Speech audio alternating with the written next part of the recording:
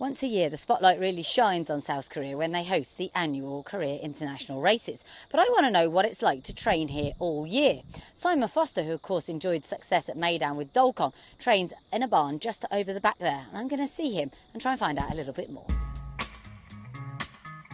Australian Simon Foster arrived in Seoul 2 years ago and is one of just 3 expatriate trainers based at Let's Run Park.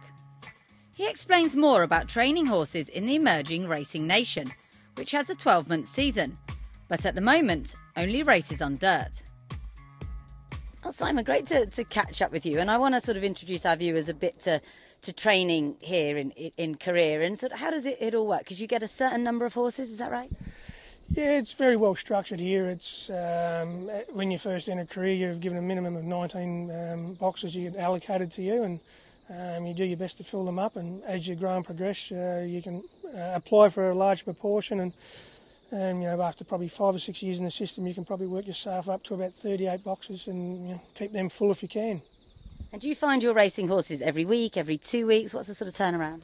Yeah, no, we can't race them every week here. There's a minimum of 2-week period that horses are racing, and the standard practice here is around a 6-week break between horses, and Korean connections are very well structured in that way, so they like to see the horses race about once a month.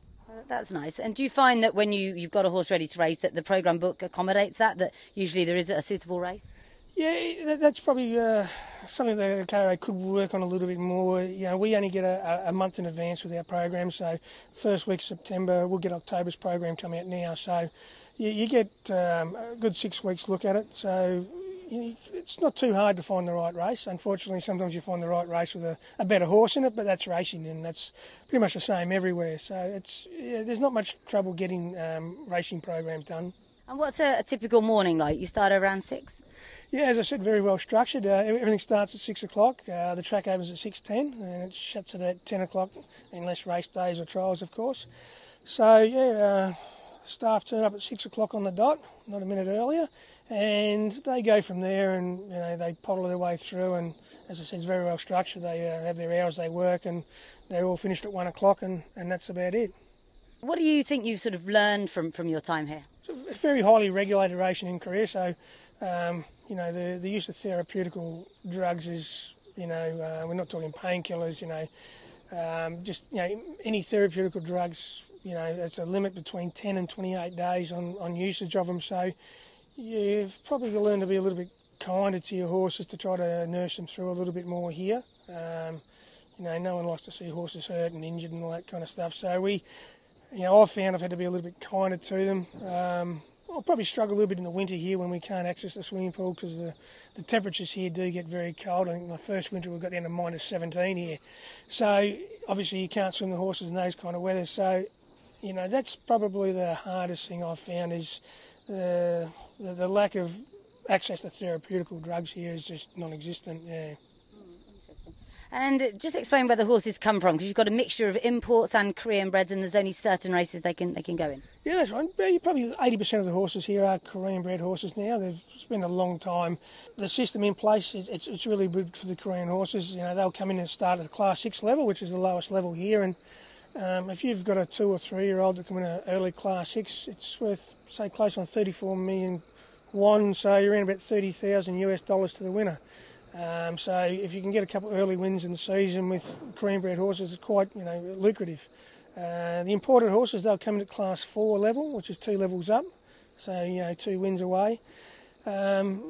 You do seem to the better echelon of horses are imported, but as that goes on, they stay and they go to stud, and the breeding is improving here very quickly. So the owners are restricted on what they can and can't have. So a Korean owner, for every imported horse they have in their stable, they must have 4 Korean bred horses, which is good for the local industry because it encourages and keeps the breeding system going. I think that's a good idea. And the other thing I love is you say everything's regulated. The saddle cloths have got a tracker in them, so you know, even if you're not in the country, what your horses are up to, and also people watching know which horse it is, what year it came in, things like that. Yeah, so every time the horse comes onto the complex, it goes on the computer as being on the complex, so you know, everyone can see when they come and how long they're here for before they race. Yeah, they've got a little GPS tracker on them, so they go through a beam when they go on the track, and it'll tell you what track it's on, whether it's on the main track or the inner track, how many laps it does, a rough idea on speed. It's not down to timing as such, but they'll let you know if they're just trotting and cantering or they're doing a strong gallop. And so, yeah, if the horse goes for a swim, it goes on the computer. If the vet looks at the horse, it goes on the computer. So everything's out and about. The public and the owners are really well informed on what the horses are doing at all times. I think that's great. And obviously you had tremendous success in Dubai with Dolcon, which we all enjoyed. Did that make you want to travel more? Oh, without a doubt. That was a great experience. It's something when I came to career, just over 18 months ago, I wasn't really at the top of my mind of doing. I was lucky enough to have the horse in the stable at the time.